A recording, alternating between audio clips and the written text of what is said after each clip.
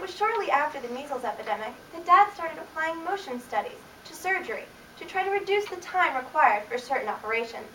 Surgeons aren't really different from skilled mechanics, except they're not so skilled. If I can get to study their motions, I can speed them up. The speed of an operation often means the difference between life and death. At first, the surgeons he approached weren't very cooperative. I don't think it'll work. We aren't dealing with machines, we're dealing with human beings. No two human beings are alike, so no set of motions could be used over and over again.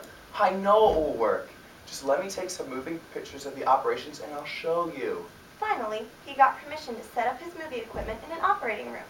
After the film was developed, he put it back in the projector, which he kept in the parlor, and showed us what he had done. Each doctor and nurse was dressed in white and had a number on his cap to identify him. Off to the left, clad in a white shirt, was something that resembled a snow-covered Alp. When the Alp turned around, it had a stopwatch in its hand. When it smiled at the camera, you could tell through the disguise that it was Dad. It seemed to us, watching the moving pictures, that the doctors did a rapid, business-like job of a complicated abdominal operation. But Dad, cranking the projector in back of us, kept hollering that it was. Stupidity Incorporated. Look at that boob. The doctor with number 3 on his cap? Watch what he's going to do now. Walk all the way around the operating table. Now see him reach way over there for that instrument? And then he decides he doesn't want that one after all. He wants this one. You should call the instrument's name, and that nurse, number 6, she's his caddy, should hand it to him. That's what she's here for. And look at his left hand, dangling there at his side. Why doesn't he use it? He could work twice as fast. The result of the moving picture was that the surgeon involved managed to reduce their ether time by 15%. Dad was far from satisfied. He explained that he needed to take moving pictures of 5 or 6 operations, all of the same type, so that he could sort out the good motions from the wasted motions. The trouble was that most of the patients refused to be photographed, and the hospitals were afraid of lawsuits. Never mind, dear. Mother told him. I'm sure the opportunity will come along eventually for you to get all the pictures that you want. I don't like to wait. When I start a project, I hate to put it aside and pick it up again piecemeal whenever I find a patient, hospital, and doctor who don't object to photographs. Then an idea hit him, and he snapped his fingers. I know. I've got it. Dr. Burton has been after me to come have the kids' tonsils out. He says they really have to come out. We'll rig up an operating room in the laboratory here and take pictures of Burton. It seems sort of heartless to use the children as guinea pigs. It does, in fact. And I won't do it unless Burton says it's perfectly all right. If taking pictures is going to make him nervous or anything, we'll have the tonsils taken out without the motion study. Somehow or other, I can't imagine Dr. Burton being nervous. Me either. And I'm going to call him right now. And you know what? I feel a little guilty over this whole ordeal. So, as a conscience bomb, I'm going to let the old butcher take mine out too. I feel a little guilty about the whole thing, too. Only thank goodness I had mine taken out when I was a girl. Dr. Burton agreed to do the job in front of the movie camera. I'll save you for the last, old pioneer. The best for last. Since the first day I laid eyes on your great, big, beautiful tonsils, I knew I wouldn't be content until I got my hands on them. Stop drooling and put away your scalpel, you old flatterer you. I intend to be last. I'll have mine out after the kids get better. I'll start with Anne and go right down the ladder, through Ernestine, Frank, Bill, and Lillian. Martha doesn't need to have her tonsils out, and the children younger than Lillian can wait a while. The night before the mass operation, Martha was told she would sleep at the house of Dad's oldest sister, Aunt Anne. I don't want you underfoot. The children who are going to have their tonsils out won't be able to have supper tonight or breakfast in the morning. I don't want you to lord it over them. Martha hadn't forgotten how we neglected her when she finally came down with the measles. She lorded it over us plenty before she finally departed. Aunt Anne always has apple pie for breakfast, she said, which we all knew to be perfectly true, except that sometimes it was blueberry instead of apple. She keeps a jar of donuts in the pantry, and she likes children to eat them. This, too, was unfortunately no more than the simple truth. Tomorrow morning, when you are awaiting the knife, I will be thinking of you. I shall try, if I am not too full, to dedicate a donut to each of you. She rubbed her stomach with a circular motion and puffed out her cheeks horribly, as if she were chewing on a whole donut. She opened an imaginary donut jar and helped herself to another, which she rammed into her mouth. My goodness, Aunt Anne, she said, pretending that the lady was in the room. Those donuts are even more delicious than usual. Well, why don't you have another, Martha? Thanks, Aunt Anne. I believe I will. Why don't you have 2 or 3, Martha? I'm so full of apple pie, I don't know whether I could eat 2 more, Aunt Anne, but since it makes you happy, I will do my best. We told Martha we'd hope she'd choke. The next morning, the 5 of us elected to give our tonsils for the motion study assembled in the parlor. As Martha had predicted, our stomachs were empty. They growled and rumbled.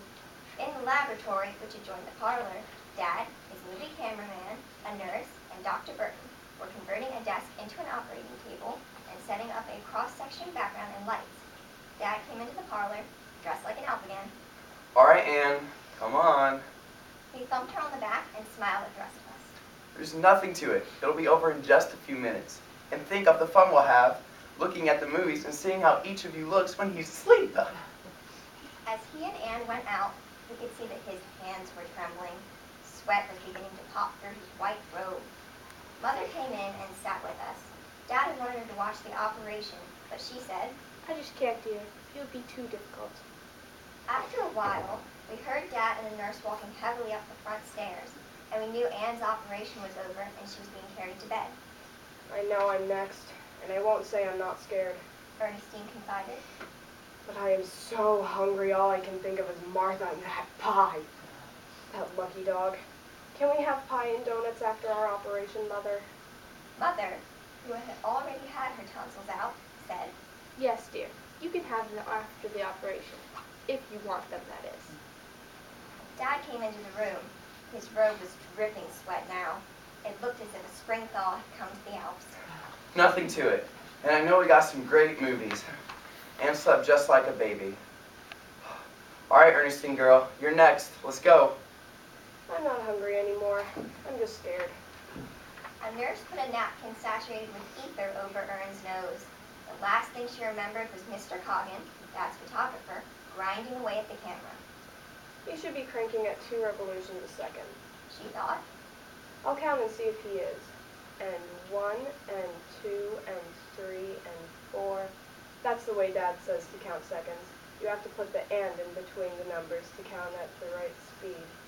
And 1, and 2, and 3. She fell asleep. Dr. Burton peered into her mouth. My heavens, Gilbreth, I told you I didn't want Martha. You haven't got Martha. That's Ernestine. Are you sure? Of course I'm sure, you idiots. Don't you think I know my own children? You must be mistaken. Look at her carefully. There. Now, isn't that Martha?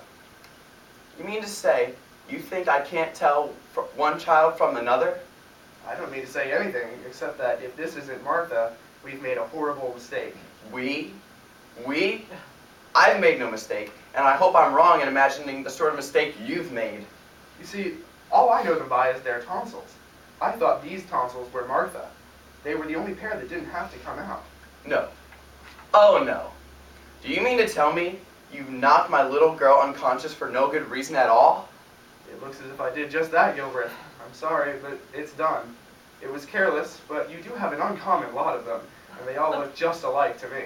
All right, Burton. Sorry I lost my temper. What do we do? I'm going to take them out anyway. They'd have to come out eventually at any rate, and the worst part of an operation is dreading it beforehand. She'd done her dreading, and there's no use to make her do it twice. As Dr. Burton leaned over her, some reflex caused Ernestine to knee the doctor in the mouth. Oh, okay, Ernestine. If that's really your name, I guess I deserve that. As it turned out, Ernestine's tonsils were recessed and bigger than the doctor had expected. It was a little messy to get at them, and Mr. Coggin, the movie cameraman, was sick in the wastebasket. Don't stop cranking, or your tonsils will be next. I'll pull them out by the roots myself. Crank, by jingle, crank. Mr. Coggin cranked. When the operation was over, Dad and the nurse carried Ernestine upstairs. When Dad came to the parlor to get Frank, he told Mother to send someone over to Aunt Anne's for Martha. Do we have to, dear? She's probably had so much to eat for breakfast. Apple pie, donuts, or not, she's going to have her tonsils out. I'm not going to through another day like this one in a hurry. Frank, Bill, and Lillian had their tonsils out, in that order. Then Martha arrived, bawling, kicking, and full of apple pie and donuts. You said I didn't have to have my tonsils out. She screamed at the doctor. Before he could get her on the desk, which served as an operating table, Martha kicked him in the stomach. As soon as he could get a breath, Dr. Burton said to Dad, The next time I come to your house, I'm going to wear a chest protector and a catcher's mask. then he said to the nurse, Give some ether to Martha, if that's really her name. Yes, I'm Martha. You're making a mistake. I told you she was Martha. I know. Let's not go into that again. She's Martha, but I've named her tonsils Ernestine. Open your mouth, Martha, you sweet child, and let me get Ernestine's tonsils. Crank on, Mr. Coggin. Your film may be the first photographic record of a man slowly going berserk. All of us felt terribly sick that afternoon, but Martha was in agony. While we were recuperating, Dad spent considerable time with us, but minimized our discomfort and kept telling us that we were just looking for sympathy. Don't tell me. He said, I saw the operations, didn't I? Why, there's only the little, tiniest cut at the back of your throat. I don't understand how you can do all that complaining.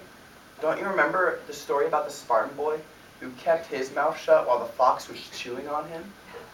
It was partly because of our complaining and the desire to show us how the Spartan boy would have had his tonsils out that Dad decided to only have a local anesthetic for his operation. Mother, Grandma, and Dr. Burton all advised against it, but Dad wouldn't listen.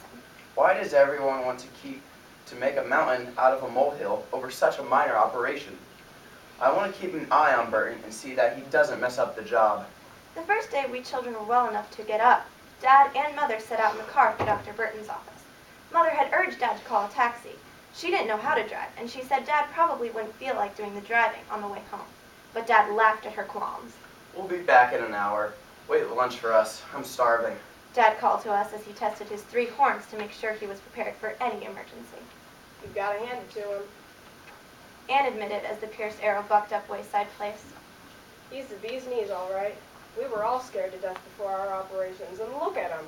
He's looking forward to it. 2 hours later, a taxi cab stopped in front of the house, and the driver jumped out and helped his passengers out of the car. Then Mother emerged, pale and red-eyed.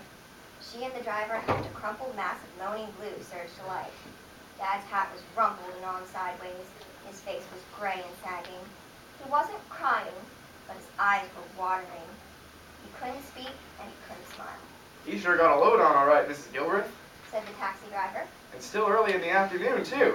I didn't know he touched the stuff myself.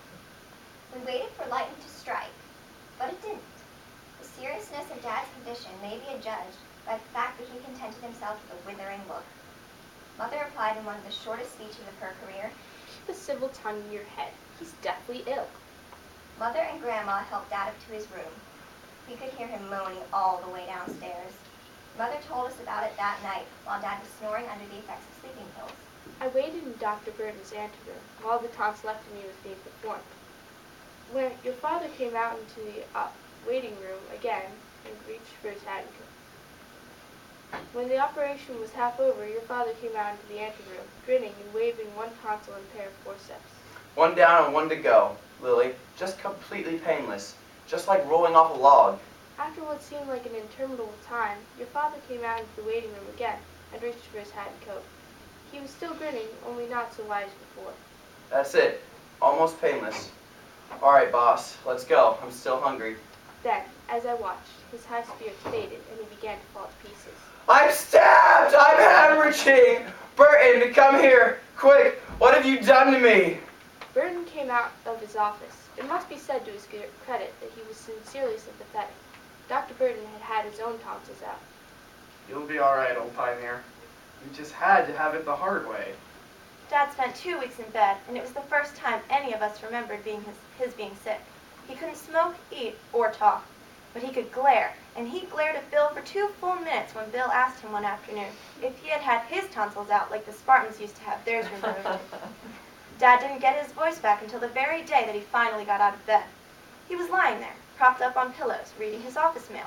There was a card from Mr. Coggin, the photographer. Hate to tell you, Mr. Gilbreth, but none of the moving pictures came out. I forgot to take off the inside lens cap. I'm terribly sorry. Coggin. P.S. I quit.